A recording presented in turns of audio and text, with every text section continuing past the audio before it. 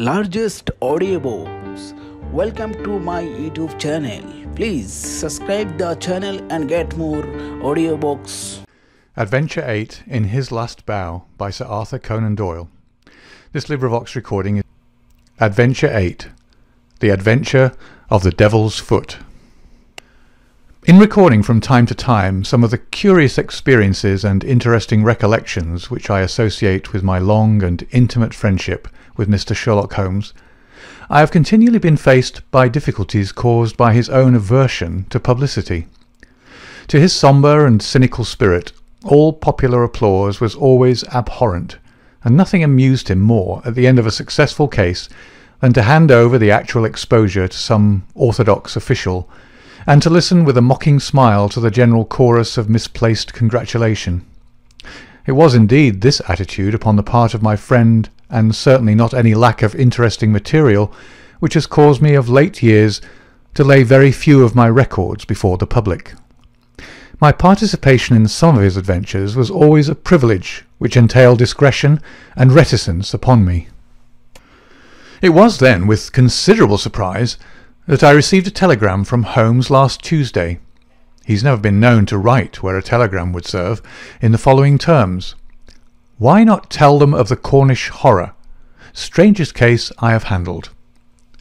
I have no idea what backward sweep of memory had brought the matter fresh to his mind, or what freak had caused him to desire that I should recount it. But I hasten, before another cancelling telegram may arrive, to hunt out the notes which give me the exact details of the case, and to lay the narrative before my readers. It was then, in the spring of the year 1897, that Holmes' iron constitution showed some symptoms of giving way in the face of constant hard work of a most exacting kind, aggravated perhaps by occasional indiscretions of his own. In March of that year, Dr. Moore Agar of Harley Street, whose dramatic introduction to Holmes I may some day recount, gave positive injunctions that the famous private agent lay aside all his cases and surrender himself to complete rest if he wished to avert an absolute breakdown. The state of his health was not a matter in which he himself took the faintest interest, for his mental detachment was absolute, but he was induced at last, on the threat of being permanently disqualified from work, to give himself a complete change of scene and air. Thus it was that in the early spring of that year we found ourselves together in a small cottage near Poldhu Bay, at the further extremity of the Cornish peninsula. It was a singular spot, and one peculiarly well suited to the grim humour of my patient. From the windows of our little whitewashed house, which stood high upon a grassy headland, we looked down upon the whole sinister semicircle of Mounts Bay, that old death-trap of sailing vessels, with its fringe of black cliffs and surge-swept reefs, on which innumerable seamen have met their end. With a northerly breeze, it lies placid and sheltered, inviting the storm-tossed craft to tack into it for rest and protection. Then come the sudden swirl round of the wind, the blistering gale from the south-west, the dragging anchor, the lee shore, and the last battle in the creaming breakers. The wise mariner stands far out from that evil place. On the land side our surroundings were as sombre as on the sea. It was a country of rolling moors, lonely and dun-coloured, with an occasional church tower to mark the site of some old-world village. In every direction upon these moors there were traces of some vanished race which had passed utterly away, and left as its sole record strange monuments of stone, irregular mounds which contained the burned ashes of the dead, and curious earthworks which hinted at prehistoric strife. The glamour and mystery of the place, with its sinister atmosphere of forgotten nations, appealed to the imagination of my friend, and he spent much of his time in long walks and solitary meditations upon the moor. The ancient Cornish language had also arrested his attention, and he had, I remember, conceived the idea that it was akin to the Chaldean, and had been largely derived from the Phoenician traders in tin. He had received a consignment of books upon philology, and was settling down to develop this thesis, when suddenly, to my sorrow and to his unfeigned delight, we found ourselves, even in that land of dreams, plunged into a problem at our very doors, which was more intense, more engrossing, and infinitely more mysterious than any of those which had driven us from London. Our simple life and peaceful, healthy routine were violently interrupted, and we were precipitated into the midst of a series of events which caused the utmost excitement, not only in Cornwall, but throughout the whole west of England. Many of my readers may retain some recollection of what was called at the time the Cornish horror, though a most imperfect account of the matter reached the London press.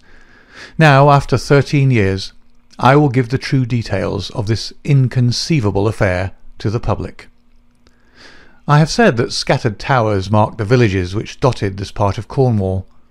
The nearest of these was the hamlet of Tredannick Wollas, where the cottages of a couple of hundred inhabitants clustered round an ancient moss-grown church. The vicar of the parish, Mr. Roundhay, was something of an archaeologist, and as such Holmes had made his acquaintance. He was a middle-aged man, portly and affable, with a considerable fund of local lore. At his invitation we had taken tea at the vicarage, and had come to know also Mr. Mortimer Tregennis, an independent gentleman who increased the clergyman's scanty resources by taking rooms in his large, straggling house.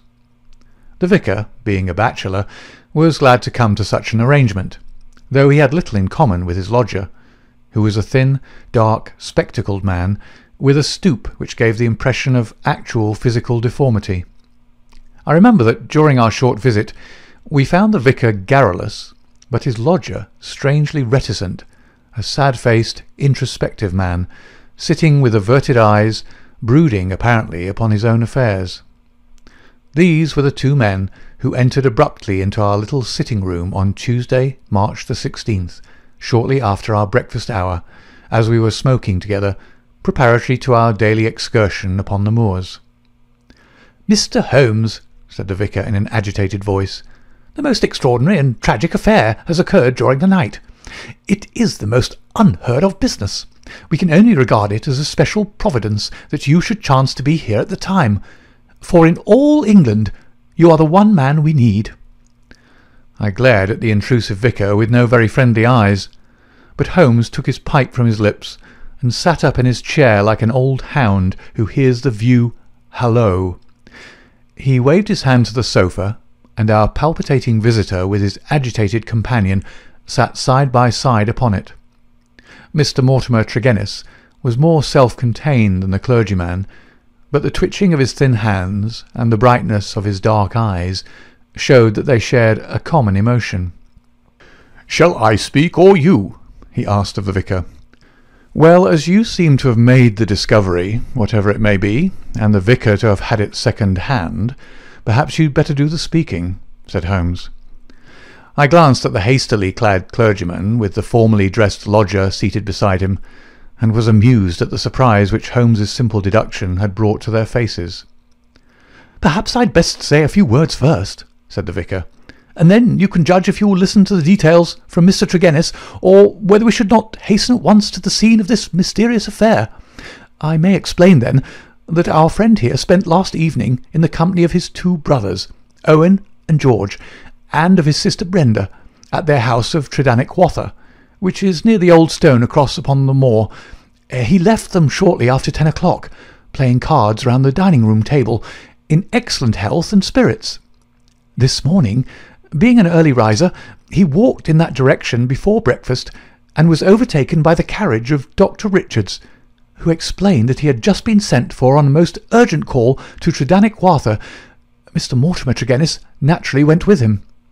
When he arrived at Tredannick Wollas, he found an extraordinary state of things. His two brothers and his sister were seated round the table exactly as he left them, the cards still spread in front of them, and the candles burned down to their sockets. The sister lay back stone dead in her chair, while the two brothers sat on each side of her, laughing, shouting, and singing, the senses stricken clean out of them. All three of them, the dead woman and the two demented men, retained upon their faces an expression of the utmost horror. a convulsion of terror which was dreadful to look upon. There was no sign of the presence of anyone in the house, except Mrs. Porter, the old cook and housekeeper, who declared that she had slept deeply and heard no sound during the night. Nothing had been stolen or disarranged, and there is absolutely no explanation of what the horror can be which has frightened a woman to death and two strong men out of their senses. There's the situation, Mr. Holmes, in a nutshell, and if you can help us to clear it up, you will have done a great work." I had hoped that in some way I could coax my companion back into the quiet which had been the object of our journey, but one glance at his intense face and contracted eyebrows told me how vain was now the expectation. He sat for some little time in silence, absorbed in the strange drama which had broken in upon our peace. "I will look into this matter," he said at last.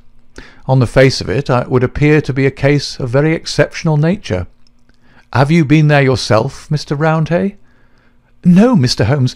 Mr. Tregennis brought back the account to the vicarage, and I at once hurried over with him to consult you." "How far is it to the house where this singular tragedy occurred?" "About a mile inland." "Then we shall walk over together. But before we start, I must ask you some questions, Mr. Mortimer Tregennis." The other had been silent all this time, but I had observed that his more controlled excitement was even greater than the obtrusive emotion of the clergyman. He sat with a pale, drawn face, his anxious gaze fixed upon Holmes, and his thin hands clasped convulsively together. His pale lips quivered as he listened to the dreadful experience which had befallen his family, and his dark eyes seemed to reflect something of the horror of the scene. "Ask what you like, Mr. Holmes," said he eagerly.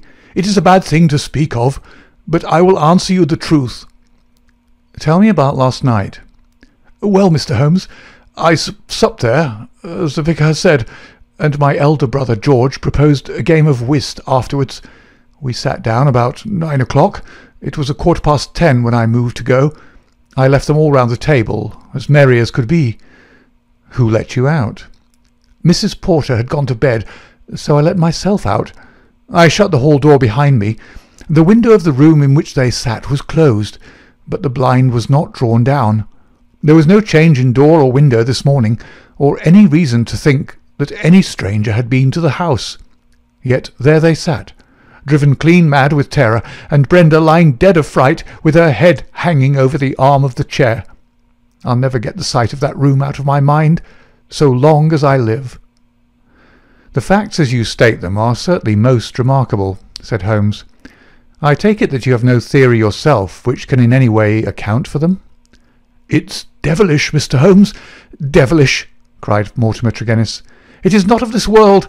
Something has come into that room which has dashed the light of reason from their minds. What human contrivance could do that?"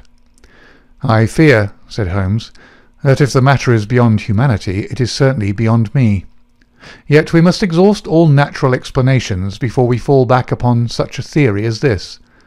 As to yourself, Mr. Tregennis, I take it you were divided in some way from your family since they lived together, and you had some rooms apart." "That is so, Mr. Holmes, though the matter is past and done with. We were a family of tin miners at Redruth, but we sold our venture to a company, and so retired with enough to keep us. I won't deny that there was some feeling about the division of the money, and it stood between us for a time, but it was all forgiven and forgotten, and we were the best of friends together." "Looking back at the evening which you spent together, does anything stand out in your memory as throwing any possible light upon the tragedy? Think carefully, Mr. Tregennis, for any clue which can help me." "There's nothing at all, sir." "Your people were in their usual spirits?" "Never better." "Were they nervous people? Did they ever show any apprehension of coming danger?" "Nothing of the kind." "You have nothing to add, then, which could assist me?" Mortimer Tregennis considered earnestly for a moment. "There is one thing occurs to me," said he at last. "As we sat at the table, my back was to the window, and my brother George, he being my partner at cards, was facing it. I saw him once look hard over my shoulder, so I turned round and looked also. The blind was up, and the window shut. but I could just make out the bushes on the lawn, and it seemed to me for a moment that I saw something moving among them. I couldn't even say if it was man or animal, but I just thought there was something there. When I asked him what he was looking at, he told me that he had the same feeling. That is all that I can say." "Did you not investigate?" "No, the matter passed as unimportant." "You left them, then, without any premonition of evil?" "None at all." "I am not clear how you came to hear the news so early this morning." "I am an early riser, and generally take a walk before breakfast. This morning I had hardly started when the doctor in his carriage overtook me. He told me that old Mrs. Porter had sent a boy down with an urgent message. I sprang in beside him and we drove on. When we got there we looked into that dreadful room. The candles and the fire must have burned out hours before, and they had been sitting there in the dark until dawn had broken. The doctor said Brenda must have been dead at least 6 hours. There were no signs of violence. She just lay across the arm of the chair with that look on her face. George and Owen were singing snatches of songs and gibbering like two great apes. Oh, it was awful to see. I couldn't stand it, and the doctor was as white as a sheet. Indeed, he fell into a chair in a sort of faint, and we nearly had him on our hands as well." "Remarkable, most remarkable," said Holmes, rising and taking his hat. "I think perhaps we'd better go down to Tredannick Wollas without further delay. I confess that I have seldom known a case which at first sight presented a more singular problem." Our proceedings that first morning did little to advance the investigation.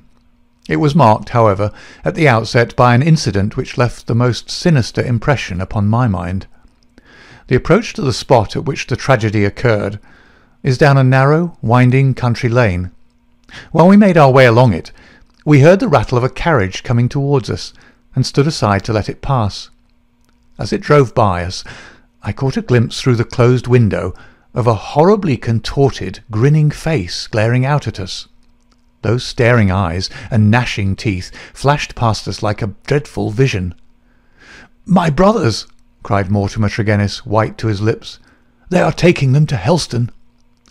We looked with horror after the black carriage lumbering upon its way. Then we turned our steps toward this ill-omened house in which they had met their strange fate. It was a large and bright dwelling, rather a villa than a cottage, with a considerable garden which was already, in that Cornish air, well filled with spring flowers. Towards this garden the window of the sitting-room fronted, and from it, according to Mortimer Tregennis, must have come that thing of evil which had, by sheer horror, in a single instant, blasted their minds. Holmes walked slowly and thoughtfully among the flower-pots, and along the path before we entered the porch. So absorbed was he in his thoughts, I remember, that he stumbled over the watering-pot, upset its contents, and deluged both our feet and the garden path. Inside the house we were met by the elderly Cornish housekeeper, Mrs. Porter, who, with the aid of a young girl, looked after the wants of the family. She readily answered all Holmes's questions. She had heard nothing in the night. Her employers had all been in excellent spirits lately, and she had never known them more cheerful and prosperous. She had fainted with horror upon entering the room in the morning and seeing that dreadful company around the table. She had, when she recovered, thrown open the window to let the morning air in, and had run down to the lane when she sent a farm lad for the doctor. The lady was on her bed upstairs if we cared to see her. It took 4 strong men to get the brothers into the asylum carriage. She would not herself stay in the house another day, and was starting that very afternoon to rejoin her family at St. Ives. We ascended the stairs and viewed the body. Miss Brenda Tregennis had been a very beautiful girl, though now verging upon middle age. Her dark, clear-cut face was handsome even in death, but there still lingered upon it something of that convulsion of horror which had been her last human emotion. From her bedroom we descended to the sitting-room, where this strange tragedy had actually occurred. The charred ashes of the overnight fire lay in the grate. On the table were the 4 guttered and burned-out candles, with the cards scattered over its surface. The chairs had been moved back against the walls, but all else was as it had been the night before. Holmes paced with light, swift steps about the room. He sat in the various chairs, drawing them up and reconstructing their positions. He tested how much of the garden was visible. He examined the floor, the ceiling, and the fireplace, but never once did I see that sudden brightening of his eyes and tightening of his lips which would have told me that he saw some gleam of light in this utter darkness. "Why a fire?" he asked once. "Had they always a fire in this small room on a spring evening?" Mortimer Tregennis explained that the night was cold and damp. For that reason, after his arrival, the fire was lit. "What are you going to do now, Mr. Holmes?" he asked. My friend smiled and laid his hand upon my arm. "I think, Watson, that I shall resume that course of tobacco poisoning which you have so often and so justly condemned," said he. "With your permission, gentlemen, we will now return to our cottage, for I am not aware that any new factor is likely to come to our notice here. I will turn the facts over in my mind, Mr. Tregennis, and should anything occur to me, I will certainly communicate with you and the vicar. In the meantime, I wish you both good morning." It was not until long after we were back in Poldhu cottage that Holmes broke his complete and absorbed silence. He sat coiled in his armchair, his haggard and ascetic face hardly visible amid the blue swirl of his tobacco smoke, his black brows drawn down, his forehead contracted, his eyes vacant and far away. Finally, he laid down his pipe and sprang to his feet. "It won't do, Watson," said he with a laugh. "Let us walk along the cliffs together and search for flint arrows. We are more likely to find them than clues to this problem. To let the brain work without sufficient material is like racing an engine. It racks itself to pieces. The sea air, sunshine, and patience, Watson. All else will come. Now let us calmly define our position, Watson," he continued as we skirted the cliffs together. "Let us get a firm grip of the very little which we do know, so that when fresh facts arise we may be ready to fit them into their places. I take it, in the first place, that neither of us is prepared to admit diabolical intrusions into the affairs of men. Let us begin by ruling that entirely out of our minds. Very good. There remain 3 persons who have been grievously stricken by some conscious or unconscious human agency. That is firm ground. Now, when did this occur? Evidently, assuming his narrative to be true, it was immediately after Mr. Mortimer Tregennis had left the room. That is a very important point. The presumption is that it was within a few minutes afterwards. The cards still lay upon the table. It was already past their usual hour for bed, yet they had not changed their position or pushed back their chairs. I repeat, then, that the occurrence was immediately after his departure, and not later than 11 o'clock last night. Our next obvious step is to check, so far as we can, the movements of Mortimer Tregennis after he left the room. In this there is no difficulty, and they seem to be above suspicion.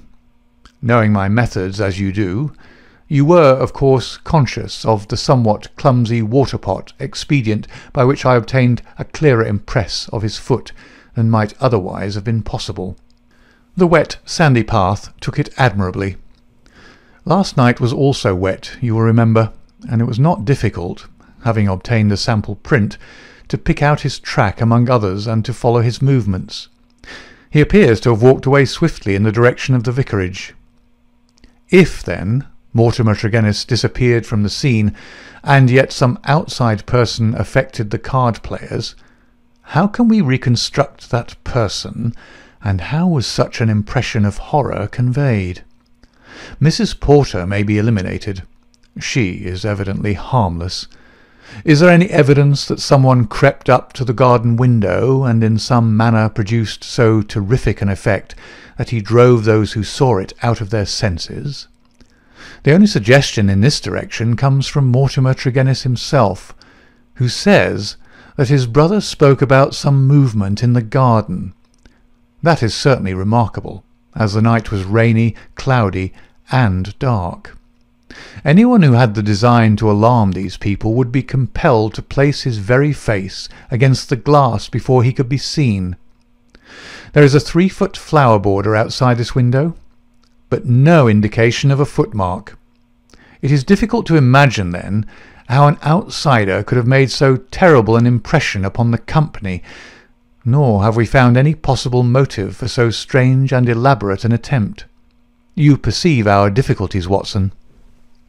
"They are only too clear," I answered with conviction. "And yet, with a little more material, we may prove that they are not insurmountable," said Holmes. "I fancy that among your extensive archives, Watson, you may find some which were nearly as obscure. Meanwhile, we shall put the case aside until more accurate data are available, and devote the rest of our morning to the pursuit of Neolithic man." I may have commented upon my friend's power of mental detachment, but never have I wondered at it more than upon that spring morning in Cornwall, when for 2 hours he discoursed upon celts, arrowheads, and shards, as lightly as if no sinister mystery were waiting for his solution. It was not until we had returned in the afternoon to our cottage that we found a visitor awaiting us, who soon brought our minds back to the matter in hand. Neither of us needed to be told who that visitor was. The huge body, the craggy and deeply seamed face with the fierce eyes and hawk-like nose, the grizzled hair which nearly brushed our cottage ceiling, the beard, golden at the fringes and white near the lips save for the nicotine stain from his perpetual cigar. All these were as well known in London as in Africa, and could only be associated with the tremendous personality of Dr. Leon Sterndale, the great lion hunter and explorer. We had heard of his presence in the district, and had once or twice caught sight of his tall figure upon the moorland paths. He made no advances to us, however, nor would we have dreamed of doing so to him, as it was well known that it was his love of seclusion which caused him to spend the greater part of the intervals between his journeys in a small bungalow buried in the lonely wood of Beauchamp-Ariens. Here, amid his books and his maps, he lived an absolutely lonely life, attending to his own simple wants, and paying little apparent heed to the affairs of his neighbours. It was a surprise to me, therefore, to hear him asking Holmes in an eager voice whether he had made any advance in his reconstruction of this mysterious episode. "The county police are utterly at fault," said he, "but perhaps your wider experience has suggested some conceivable explanation. My only claim to being taken into your confidence is that during my many residences here I have come to know this family of Tregennis very well indeed. Upon my Cornish mother's side, I could call them cousins, and their strange fate has naturally been a great shock to me. I may tell you that I have got as far as Plymouth upon my way to Africa, but the news reached me this morning, and I came straight back again to help in the inquiry." Holmes raised his eyebrows. "Did you lose your boat through it?" "I will take the next." "Dear me, that is friendship indeed." "I tell you, they were relatives." "Quite so. Cousins of your mother.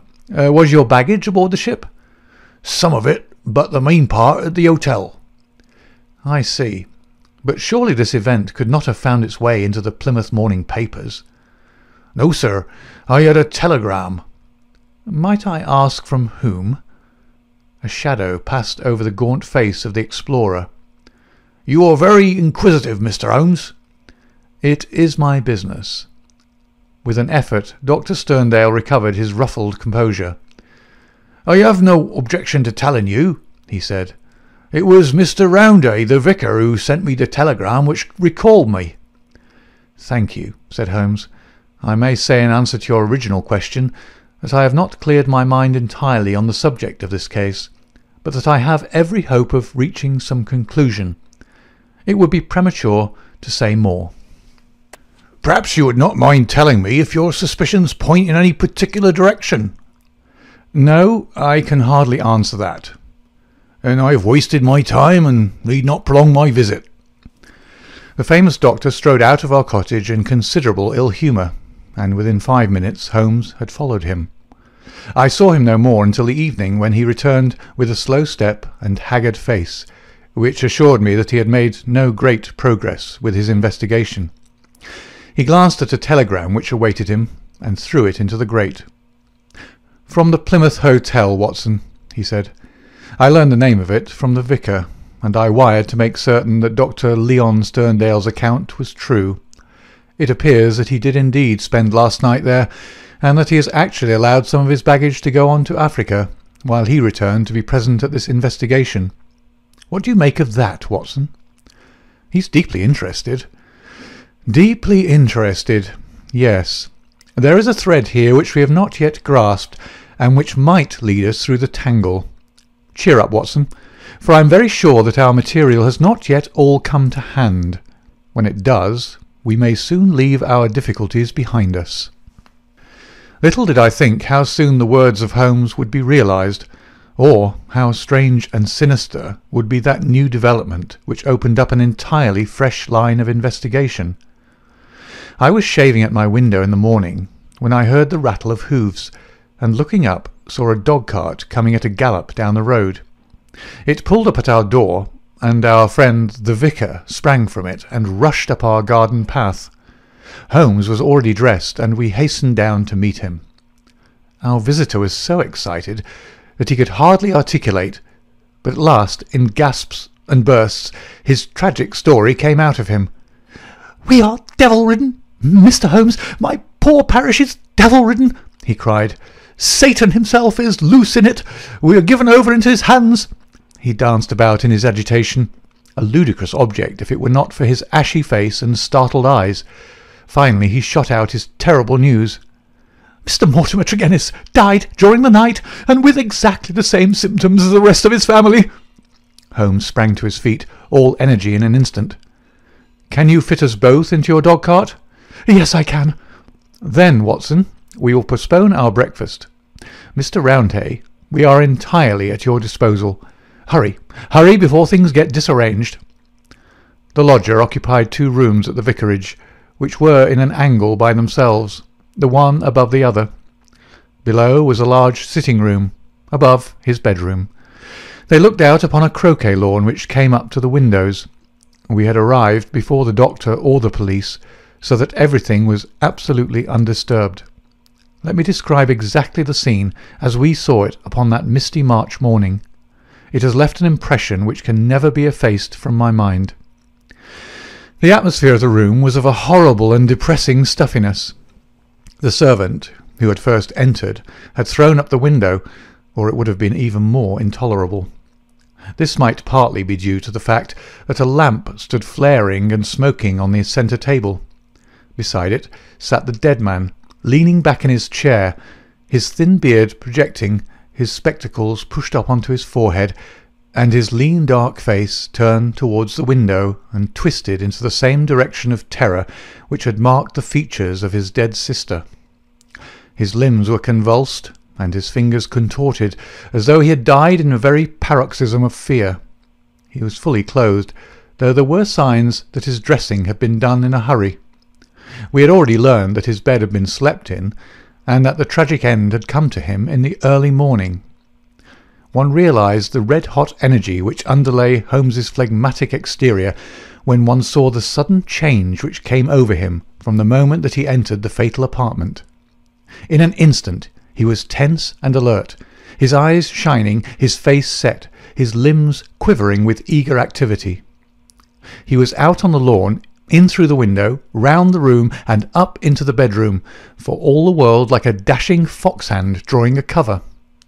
In the bedroom he made a rapid cast around, and ended by throwing open the window, which appeared to give him some fresh cause for excitement, for he leaned out of it with loud ejaculations of interest and delight. Then he rushed down the stair, out through the open window, threw himself upon his face on the lawn, sprang up and into the room once more, all with the energy of the hunter who is at the very heels of his quarry. The lamp, which was an ordinary standard, he examined with minute care, making certain measurements upon its bowl. He carefully scrutinised with his lens the talc shield which covered the top of the chimney, and scraped off some ashes which adhered to its upper surface, putting some of them into an envelope, which he placed in his pocket-book. Finally, just as the doctor and the official police put in an appearance, he beckoned to the vicar, and we all three went out upon the lawn. "I am glad to say that my investigation has not been entirely barren," he remarked. "I cannot remain to discuss the matter with the police, but I should be exceedingly obliged, Mr. Roundhay, if you would give the inspector my compliments, and direct his attention to the bedroom window and to the sitting-room lamp. Each is suggestive, and together they are almost conclusive. If the police would desire further information, I shall be happy to see any of them at the cottage. And now, Watson, I think that perhaps we shall be better employed elsewhere." It may be that the police resented the intrusion of an amateur, or that they imagined themselves to be upon some hopeful line of investigation, but it is certain that we heard nothing from them for the next 2 days. During this time, Holmes spent some of his time smoking and dreaming in the cottage, but a greater portion in country walks which he undertook alone, returning after many hours without remark as to where he had been. One experiment served to show me the line of his investigation. He had bought a lamp which was the duplicate of the one which had burned in the room of Mortimer Tregennis on the morning of the tragedy. This he filled with the same oil as that used at the vicarage, and he carefully timed the period which it would take to be exhausted. Another experiment which he made was of a more unpleasant nature, and one which I am not likely ever to forget. "You will remember, Watson," he remarked one afternoon, "that there is a single common point of resemblance in the varying reports which have reached us. This concerns the effect of the atmosphere of the room in each case upon those who had first entered it. You will recollect that Mortimer Tregennis, in describing the episode of his last visit to his brother's house, remarked that the doctor, on entering the room, fell into a chair. You had forgotten? Well, I can answer for it that it was so. Now, you will remember also that Mrs. Porter, the housekeeper, told us that she herself fainted upon entering the room, and had afterwards opened the window in the second case, that of Mortimer Tregennis himself. You cannot have forgotten the horrible stuffiness of the room when we arrived, though the servant had thrown open the window. That servant, I found upon inquiry, was so ill that she had gone to her bed. You will admit, Watson, that these facts are very suggestive. In each case there is evidence of a poisonous atmosphere. In each case also there is combustion going on in the room. In the one case a fire, in the other a lamp. The fire was needed, but the lamp was lit, as a comparison of the oil consumed will show, long after it was broad daylight. Why? Surely because there is some connection between three things: the burning, the stuffy atmosphere, and finally the madness or death of those unfortunate people. That is clear, is it not? It would appear so. At least we may accept it as a working hypothesis. We will suppose, then, that something was burned in each case which produced an atmosphere causing strange toxic effects. Very good. In the first instance, that of the Tregennis family, this substance was placed in the fire. Now the window was shut, but the fire would naturally carry fumes to some extent up the chimney. Hence one would expect the effects of the poison to be less than in the second case, where there was less escape for the vapour. The result seems to indicate that it was so, since in the first case only the woman, who had presumably the more sensitive organism, was killed, the others exhibiting that temporary or permanent lunacy which is evidently the first effect of the drug. In the second case the result was complete. The facts, therefore, seem to bear out the theory of a poison which worked by combustion. With this train of reasoning in my head, I naturally looked about in Mortimer Tregennis's room to find some remains of this substance. The obvious place to look was the talc shelf, or smoke guard of the lamp. There, sure enough, I perceived a number of flaky ashes, and round the edges a fringe of brownish powder, which had not yet been consumed. Half of this I took as you saw, and I placed it in an envelope. Why half, Holmes? It is not for me, my dear Watson, to stand in the way of the official police force. I leave them all the evidence which I found. The poison still remained upon the talc, had they the wit to find it. Now, Watson, we will light our lamp. We will, however, take the precaution to open our window to avoid the premature decease of two deserving members of society, and you will seat yourself near that open window in an armchair, unless, like a sensible man, you determine to have nothing to do with the affair. Oh, you will see it out, will you? I thought I knew my Watson. This chair I will place opposite yours, so that we may be the same distance from the poison and face to face. The door we will leave ajar. Each is now in a position to watch the other and to bring the experiment to an end should the symptoms seem alarming. Is that all clear? Well then, I take our powder, or what remains of it, from the envelope, and I lay it above the burning lamp. So. Now, Watson, let us sit down and await developments. They were not long in coming. I had hardly settled in my chair before I was conscious of a thick, musky odour, subtle and nauseous. At the very first whiff of it, my brain and my imagination were beyond all control. A thick black cloud swirled before my eyes, and my mind told me that in this cloud, unseen as yet, but about to spring out upon my appalled senses, lurked all that was vaguely horrible, all that was monstrous and inconceivably wicked in the universe. Vague shapes swirled and swam amid the dark cloud-bank, each a menace and a warning of something coming, the advent of some unspeakable dweller upon the threshold, whose very shadow would blast my soul. A freezing horror took possession of me. I felt that my hair was rising, that my eyes were protruding, that my mouth was opened and my tongue like leather. The turmoil within my brain was such that something must surely snap. I tried to scream, and was vaguely aware of some hoarse croak which was my own voice, but distant and detached from myself. At the same moment, in some effort of escape, I broke through that cloud of despair and had a glimpse of Holmes's face, white, rigid, and drawn with horror, the very look which I had seen upon the features of the dead. It was that vision which gave me an instant of sanity and of strength. I dashed from my chair, threw my arms round Holmes, and together we lurched through the door, and an instant afterwards had thrown ourselves down upon the grass plot, and were lying side by side, conscious only of the glorious sunshine which was bursting its way through the hellish cloud of terror which had girt us in.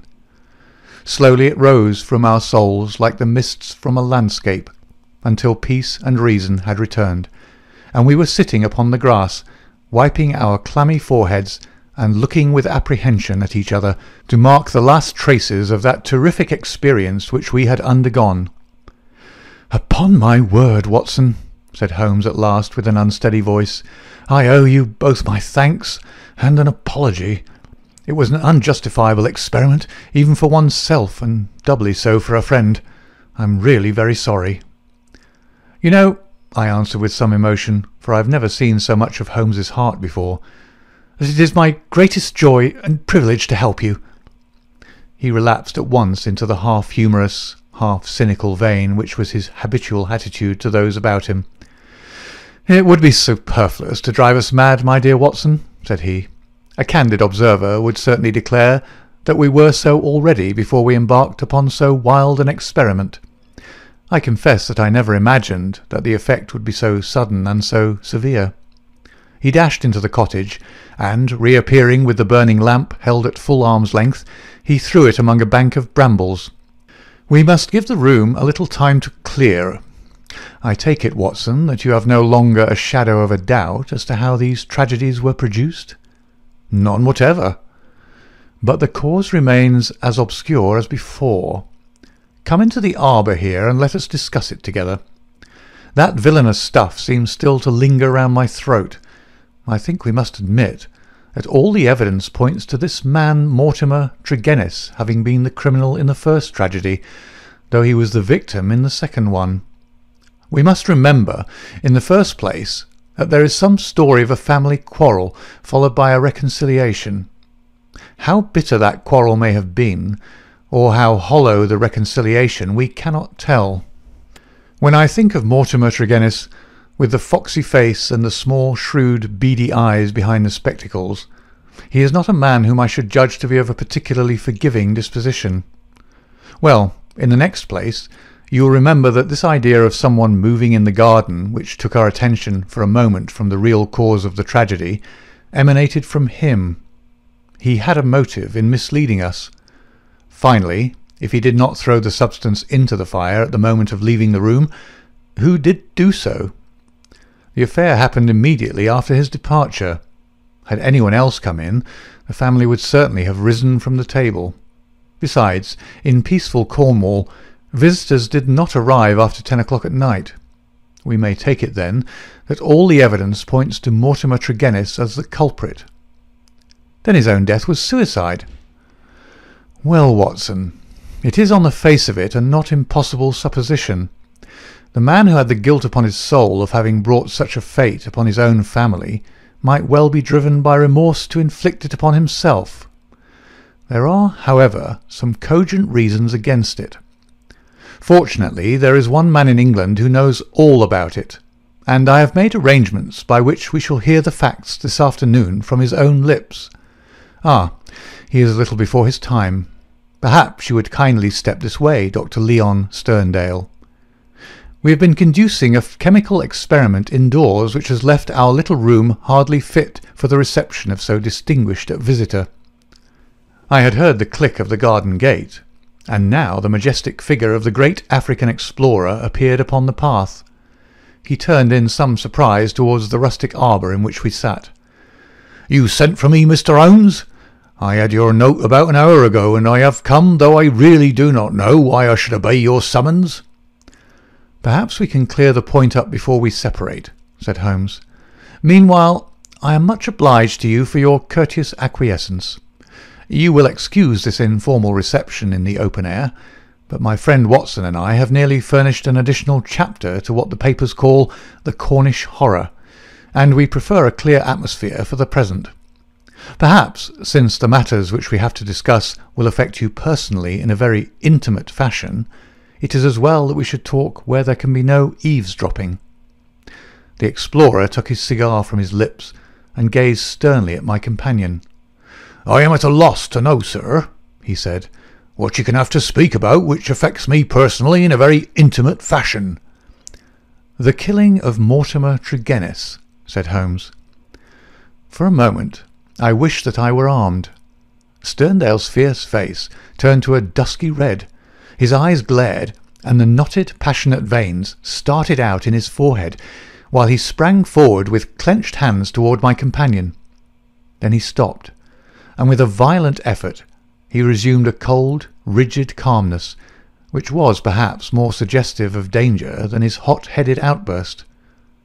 "I've lived so long among savages and beyond the law," said he, "that I've got me into the way of being a law to myself. You would do well, Mr. Holmes, not to forget it, for I have no desire to do you an injury." "Nor have I any desire to do you an injury, Dr. Sterndale. Surely the clearest proof of it is that, knowing what I know, I have sent for you, and not for the police." Sterndale sat down with a gasp, overawed for perhaps the first time in his adventurous life. There was a calm assurance of power in Holmes's manner which could not be withstood. Our visitor stammered for a moment, his great hands opening and shutting in his agitation. "What do you mean?" he asked at last.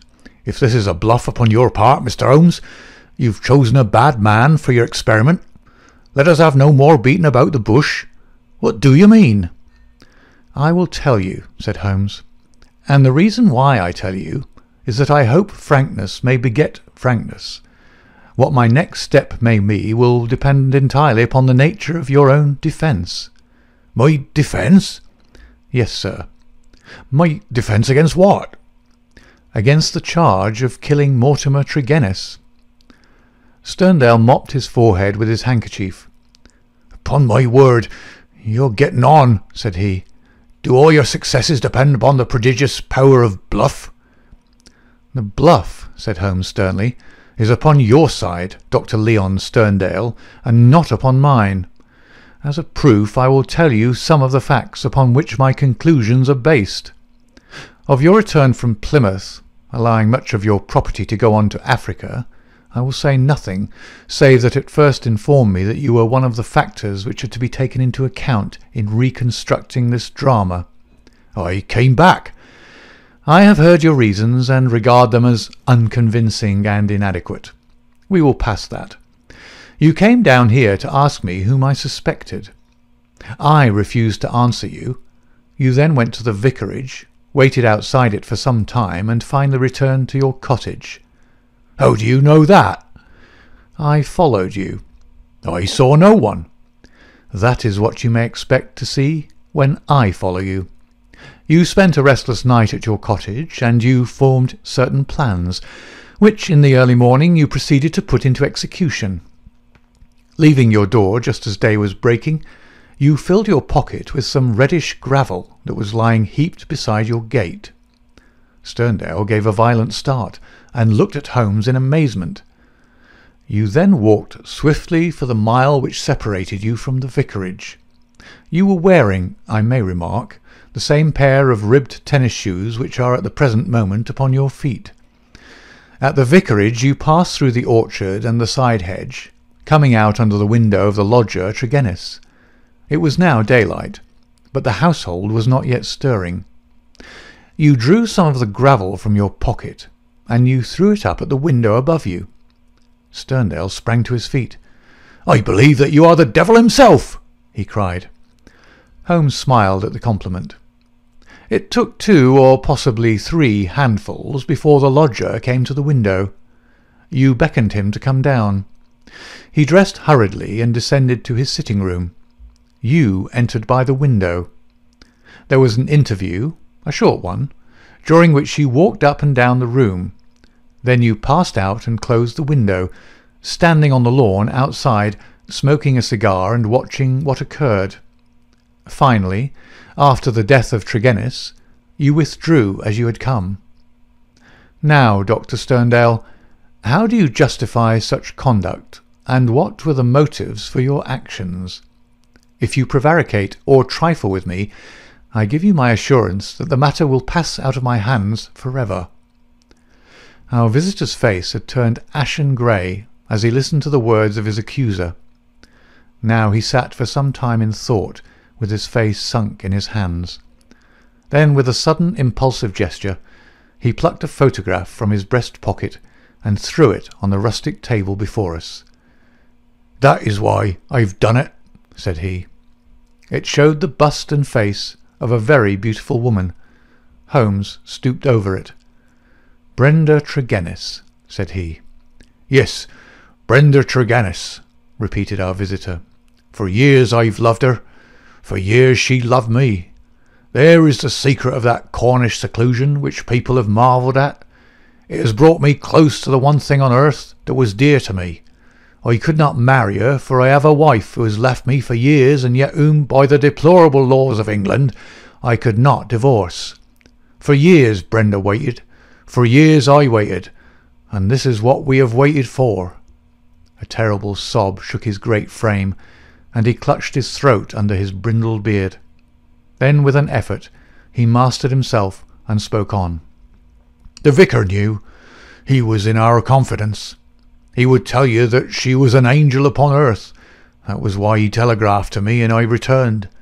What was my baggage or Africa to me when I learned that such a fate had come upon my darling? There you have the missing clue to my action, Mr. Holmes." "Proceed," said my friend. Dr. Sterndale drew from his pocket a paper packet and laid it upon that table. On the outside was written "Radix Pedis Diaboli," with a red poison label beneath it. He pushed it toward me. "I understand that you are a doctor, sir. Have you ever heard of this preparation?" "Devil's foot root. No, I've never heard of it." "It is no reflection upon your professional knowledge," said he, "for I believe that, save for one sample in a laboratory at Buda, There is no other specimen in Europe. It has not yet found its way either into the pharmacopoeia or into the literature of toxicology. The root is shaped like a foot, half human, half goat-like, hence the fanciful name given by a botanical missionary.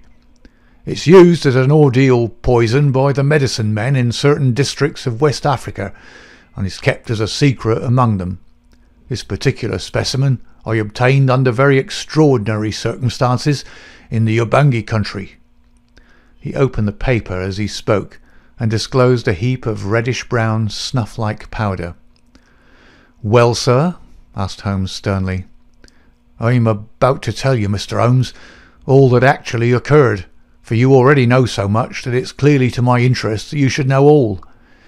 I've already explained the relationship in which I stood to the Tregennis family. For the sake of the sister, I was friendly with the brothers. There was a family quarrel about money which estranged this man Mortimer, but it was supposed to be made up, and I afterwards met him as I did the others. He was a sly, subtle, scheming man, and several things arose which gave me a suspicion of him, but I had no cause for any positive quarrel.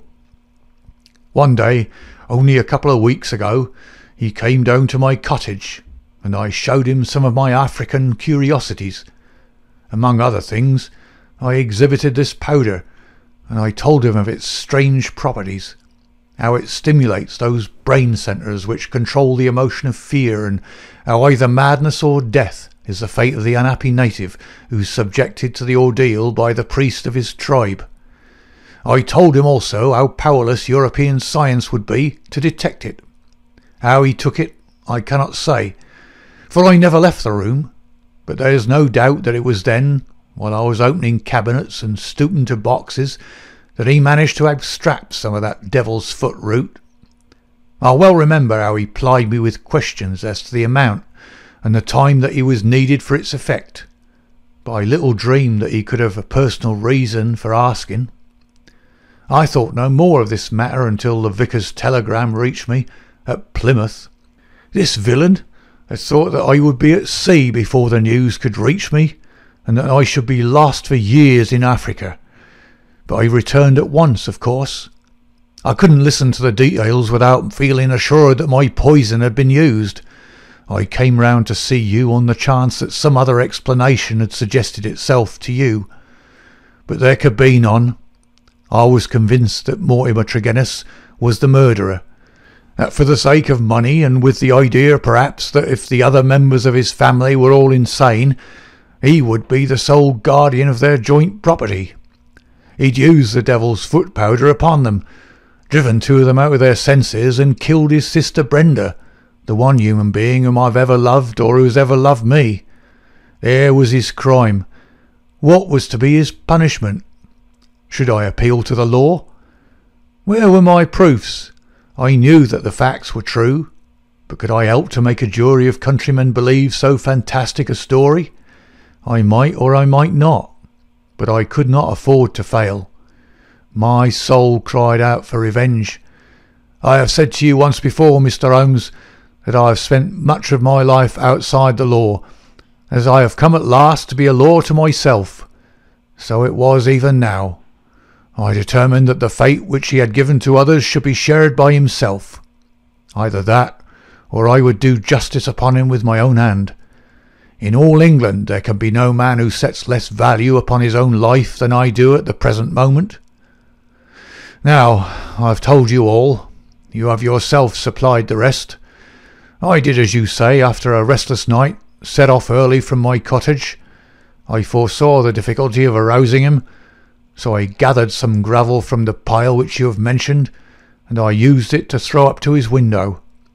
He came down and admitted me through the window of the sitting-room. I laid his offence before him. I told him that I had come both as judge and executioner. The wretch sank into a chair, paralysed at the sight of my revolver.